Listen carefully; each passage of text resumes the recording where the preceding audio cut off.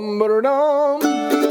Howdy, y'all. Welcome to BanjoBenClark.com. Today we're going to learn a mandolin version of an original fiddle tune, one that I just wrote. It's the first fiddle tune I've written since moving back to Texas from Tennessee. I named it after my 12-year-old Charlie Belle Clark, so we're going to call it Belle's Hornpipe. It's a lot of fun to play, kind of challenging, especially on that B part. It's got that weird cross-picking pattern, but so much fun, and it translates into all kinds of songs, especially out of the D position.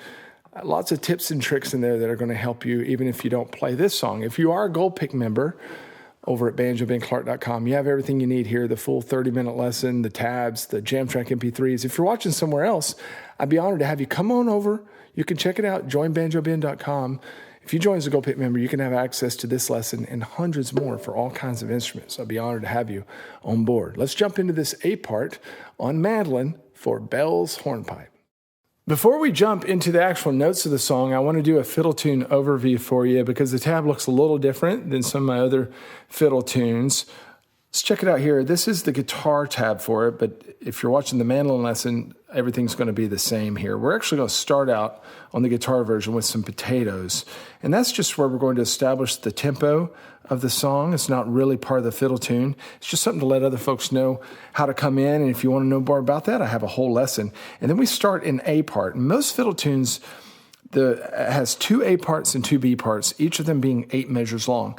And this first A part is 8 measures long, but we're going to play the two A parts identical to one another. So what we have here, which you see in a lot of fiddle tunes, are repeat signs. So you're going to play through the first 8 measures, then you're going to repeat, and that's sending you back to play it yet one more time so that we have 16 total measures played before we go into the B part.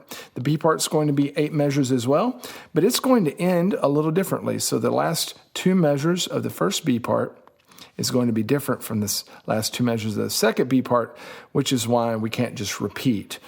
Then we're going to go into our ending, and our ending is 4 measures long.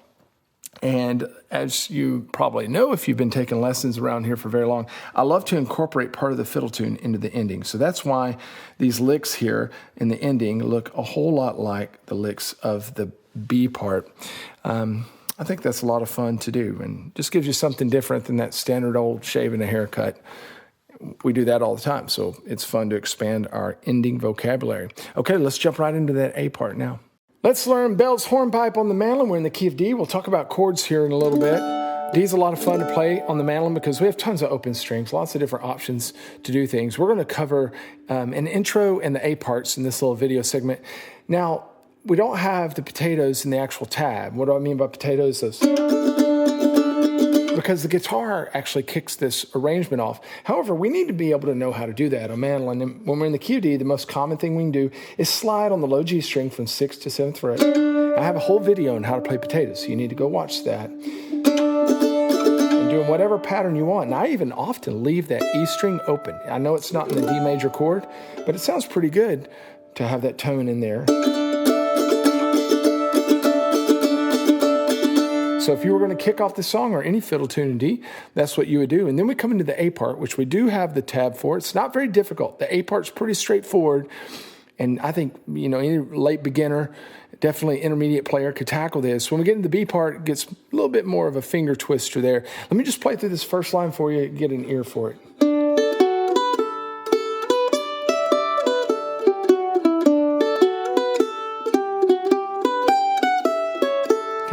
As I said, nothing too difficult there, but there are some technique things that I want you to pay attention to. When we get to that second measure on that 5th fret of the A string, I like leaving that ring finger down rather than picking it up. Just let that note ring through.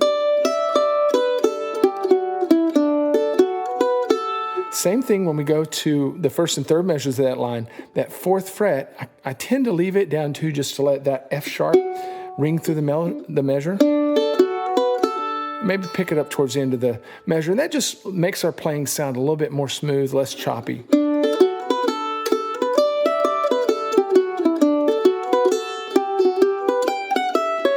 I get in the habit of leaving my fingers down as long as I can leave them till I'm forced to bring them back up, and that's a pretty good skill to develop yourself.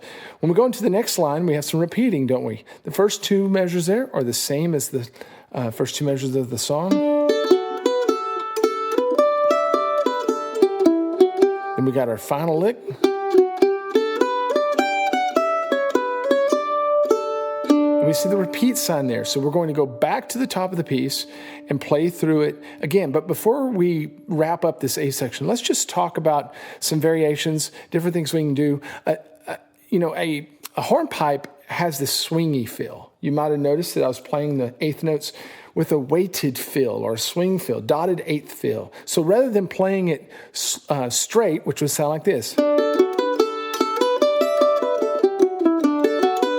we're going to do a dotted eighth feel. It sounds like this. You hear the difference? One of them kind of gallops. And that's what a hornpipe will typically do. That means that triplets are very, very at home in a hornpipe meter.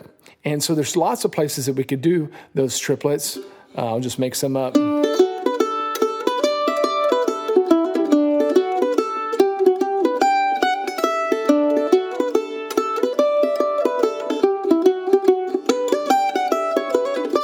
Okay, that wasn't a very good try. That was just off the cuff, but we could have all kinds of ideas to do that. I didn't include that on this one because I just want to communicate the basic melody, but I would love to see y'all's version of this song with triplets added in and maybe even pull off some harmony. Wouldn't that sound cool? All right, in our next video segment, we're going to do the B parts, which the two B parts differ a little bit with the ending lick, and we'll cover that ending lick itself as well as the rhythm and chords that we need to play this song. If you're watching somewhere else besides BanjoBenClark.com, what are you waiting for?